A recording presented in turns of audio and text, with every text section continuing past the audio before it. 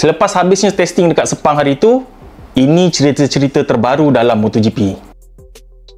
Mengenai konsesi ataupun kelonggaran yang baru yang diperkenalkan oleh MotoGP ni, bos Ducati Gigi Dall'Igna cakap dia setuju je dengan konsesi ni sebab nak tolong jenama macam Honda dan Yamaha kembali bersaing kat depan. Tapi untuk KTM dan Aprilia dia tak berapa faham. Diorang tak nampak macam ada masalah sangat. Motor tu pun dah kompetitif tapi dia ada advantage berbanding dengan Ducati. Salah satu contohnya Ducati tak boleh ada wildcard langsung. Jadi nak dapat extra data tu sekarang makin susah. Tapi KTM dan Aprilia masih ada slot untuk wildcard. Begitu juga dengan penggunaan tayar masa testing, paling sikit sekali ialah pasukan Ducati punya tayar. Dall'Igna cakap macam regulation ni kalau Ducati asyik menang je, regulation jadi salah. Kalau orang lain menang je, regulation tu okey je. MotoGP dengan World Superbike nampak macam sama je. Macam sekarang ni yang terkesan ialah Alvaro Bautista yang tiba-tiba ada penalti berat. Sekian lama dalam World Superbike tu ada jenama yang menang berturut-turut, aku rasa dia tunjuk kepada Kawasaki. Tak ada pula orang komplain apa-apa. Bila rider lain menang berturut-turut, semua orang cakap dia terror, dia bawa motor terror. Tapi bila Alvaro Bautista menang, cakap sebab dia ringan lah apalah. Bukan sebab Alvaro Bautista tu terror ke?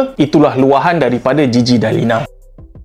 Tim VR46 akan habis kontrak dengan Ducati pada hujung tahun 2024 ni. Dan sebenarnya ada 2-3 manufacturer yang berminat dengan tim VR46 ni untuk gunakan jenama diorang. KTM misalnya yang memang berhasrat nak tambah bilangan motor dalam MotoGP, tapi Dorna tak kasih buat tim baru. Syaratnya nak tambah boleh tapi gunakan tim sedia ada je. Jadi VR46 tu jelas menjadi pilihan diorang untuk tambah jentera RC16 tu. Begitu juga dengan Yamaha yang sekarang ni cuma ada 2 biji je dalam grid. Mengikutkan sejarah, hubungan baik antara Rossi dengan Yamaha, secara naturalnya Yamaha jumpa Rossi untuk lobby diorang menggunakan jentera Yamaha M1 untuk tahun 2025. Tapi mengikut mereka yang menguruskan VR46, Uchiho, kawan baik Rossi, dan juga Pablo Nieto yang menguruskan pasukan VR46, diorang berat untuk teruskan bersama Ducati sampai ke tahun 2026 nanti. Cerita pasal lap time Marc Marquez yang tak berapa memberangsangkan masa test dekat Sepang hari itu, ada cerita lain di sisinya. Wartawan MotoGP Simon Creva yang juga merupakan seorang ex-GP rider, dia suspek Marc Marquez simpan dia punya performance tu. Dia perasan yang Marc Marquez secara konsisten setiap lap yang dia buat pada turn terakhir Sepang iaitu T15 tu, Marc Marquez akan wide, dia akan labuh masuk corner tu. Labuh secara konsisten tiap-tiap lap. Tak mungkin itu ialah kesilapan sebab dibuat setiap lap. Lebih-lebih lagi, portfolio Marc Marquez sebagai 8 kali juara dunia. Bila dia konsisten wide dekat turn 15 tu, secara konsisten juga lap time dia akan kehilangan masa dekat situ. Jadi nampak macam saja dia nak lambatkan sikit lap time tu. Mat Saleh panggil benda ni sebagai sandbagging. Sandbagging ni maksudnya, contohnya kalau motor tu 20 HP, dia cakap motor ada 15 HP je. Dalam kes Marc Marquez, dia boleh buat masa yang lagi pantas, tapi dia saja slow sikit. Simon Creva juga perhatikan top rider yang buat masa 156 tu menggunakan tayar soft yang baru. Jadi bila dia keluar je, dia terus push tayar tu. Oleh sebab tayar soft tu dia push habis-habis, bila tayar tu dah use, untuk next outing yang seterusnya 157 pun tak dapat. Dia orang akan berlega-lega dekat lap time 158 hingga 159. Tapi lain ceritanya dengan Marc Marquez. Daripada awal sampai habis dia maintain je lebih kurang 158 per lap average. Menunjukkan yang Marc Marquez tak push pun, dia cuma konsisten dan dia sedang test, dia sedang explore Ducati GP23 tu. Patutlah sesetengah rider memang anggap Marc Marquez ni sebenarnya nanti round first pun dah start fight untuk dudukan nombor 1.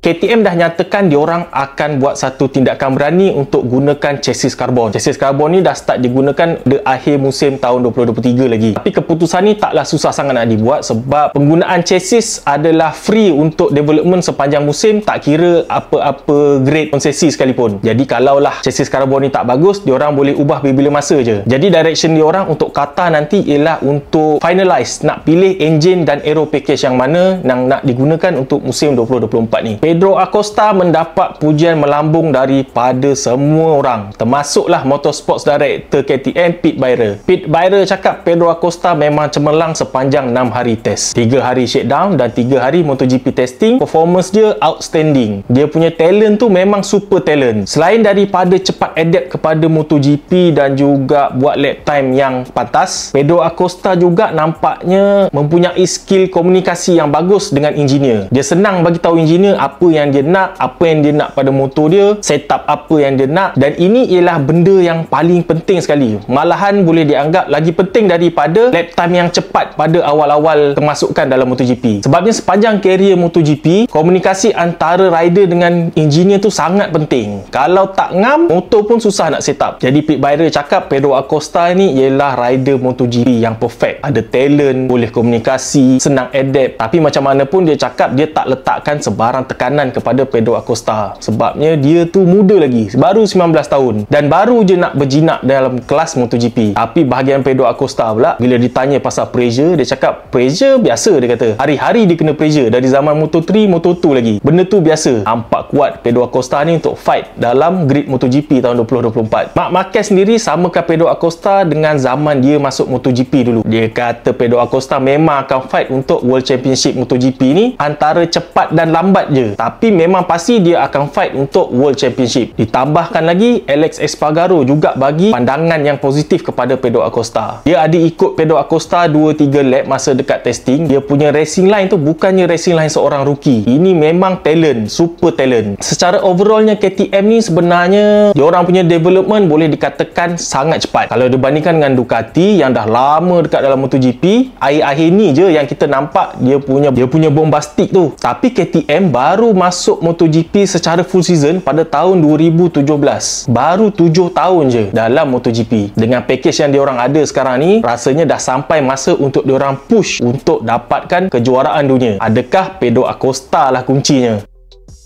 David Brivio yang kita gosip-gosipkan tentang dia berhenti daripada F1 tu mungkin nak masuk Honda, sebab link dia dengan Rossi dan juga Luca Marini yang masuk Honda tu ternyata tersasar daripada kita punya jangkaan. Dia rupanya masuk balik MotoGP tapi masuk ke dalam tim Trackhouse Aprilia, bekas RNF Aprilia dulu. David Brivio ni dulu selepas dia bawa Yamaha dengan kejuaraan dunia dengan mengambil Rossi, pada tahun 2020 dia berjaya menjadikan Suzuki pula juara dunia dengan John May. Lepas daripada tu dia masuk ke dalam F1 dengan tim Alpine, tapi tak seperti yang dia harapkan keputusan dia tu, sebab Alpine pun tak ada fight dekat dalam grup-grup depan. Walau macam mana pun dia cakap pengalaman dia dalam F1 tu sangat berharga, sebab organisasi tim F1 jauh lagi besar daripada tim MotoGP. Jadi dia ada pengalaman menguruskan organisasi yang lebih besar dan lebih kompleks. Jadi dia harap pengalaman tu sedikit sebanyak boleh membantu dia dalam MotoGP. Ditambah pula dengan pemilik baru Aprilia Satellite ni, iaitu Trackhouse, yang ada background dengan NASCAR Racing. Jadi diorang yang datang daripada pelbagai sisi ni mungkin boleh menguruskan tim MotoGP ni daripada sisi yang lain. Target diorang pada tahun 2024 ni menurut kata David Brivio ni ialah sekurang-kurangnya untuk menyusahkan hidup Ducati. Aprilia juga terang-terangan berkata diorang tengah meriki satu rider Ducati, iaitu Enea Bastianini. Bastianini akan habis kontrak pada akhir tahun 2024 nanti. Bastianini ialah rider Itali. Aprilia ialah jenama Itali. Idea untuk seorang rider Itali di atas jentera Itali ialah idea yang agak baik dan patriotik untuk tim Itali. Percubaan tentang konsep macam ni pernah dibuat oleh Rossi dulu masa dia berpindah ke jentera Ducati. Rider Itali di atas jentera Itali, tapi projek tu boleh dikatakan gagal sebab Rossi langsung tak menyerlah sepanjang 2 tahun dia dengan Ducati.